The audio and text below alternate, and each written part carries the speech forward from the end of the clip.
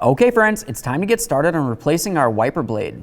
This is going to be fairly simple overall. Keep in mind, this arm is under spring pressure and it's going to want to force its way down towards the windshield, so be extremely careful. To get this type of wiper blade off of here, you're going to want to remove this area. I'll use a small pocket screwdriver, gently get in between and lift up the lock. Now we can carefully lift up on the wiper arm, hold on to that blade and arm.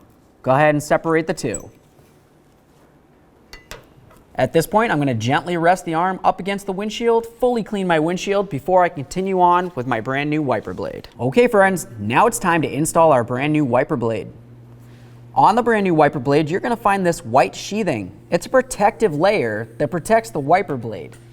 Now we can go ahead and take that wiper blade, we'll carefully lift up on that arm, and we're going to slide it in position.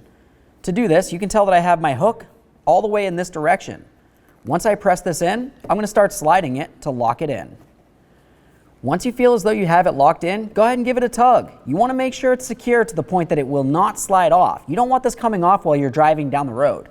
Now carefully rest this against the windshield. After that, the last thing you want to do is go ahead and do the same exact thing on the other side of the vehicle. Go ahead and start up the car, test the wiper blades, make sure they function properly. Thanks for watching.